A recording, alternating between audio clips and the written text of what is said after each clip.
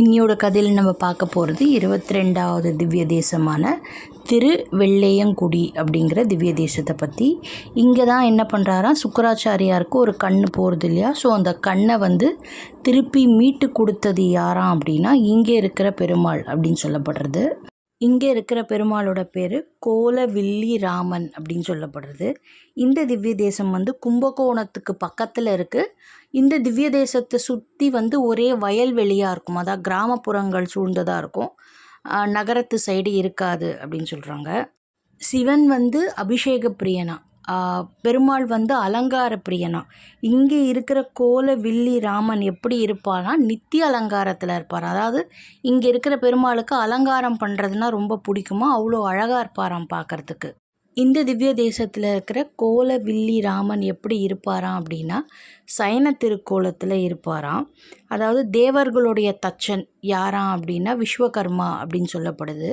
அதே மாதிரி அசுரர்களுடைய தச்சன் பேர் யாரான்னா மயன் அப்படின்னு சொல்கிறாங்க.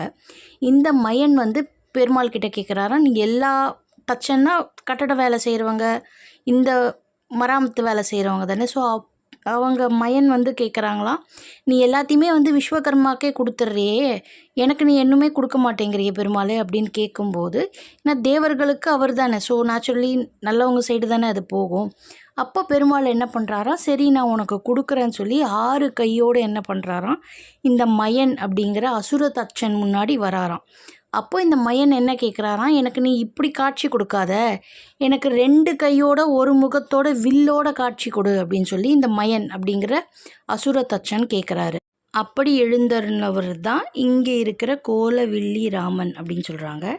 இங்கே பெரியவாச்சான் பிள்ளை அப்படின்னு சொல்லி ஒருத்தர் இருக்கார். அவர் பிறந்த ஊரும் இந்த 22வது திவ்ய தேசத்துலேருந்து ரொம்ப கிட்ட இருக்குது அப்படின்னு சொல்கிறாங்க.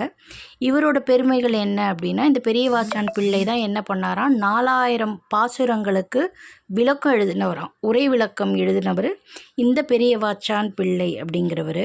இங்கே இருக்கிற தாயாரோட பேர் மரகதிவல்லி தாயார் அப்படின்னு சொல்கிறாங்க. பெருமாள் கிழக்கு நோக்கி திருமுகம் இருக்குது. அதே மாதிரி இங்கே இருக்கிற கருடனுக்கு 4 கரங்கள் இருக்குமா.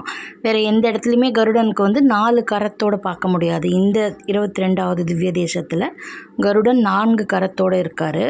இங்கே இருக்கிற பெருமாள் சயன திருக்கோலத்தில் இருக்காராம். ஸோ அதுதான் இந்த 22வது திவ்ய தேசமான திருவெள்ளையங்குடி அப்படிங்கிற திவ்ய தேசத்தினுடைய சிறப்புகள். தேங்க்யூ.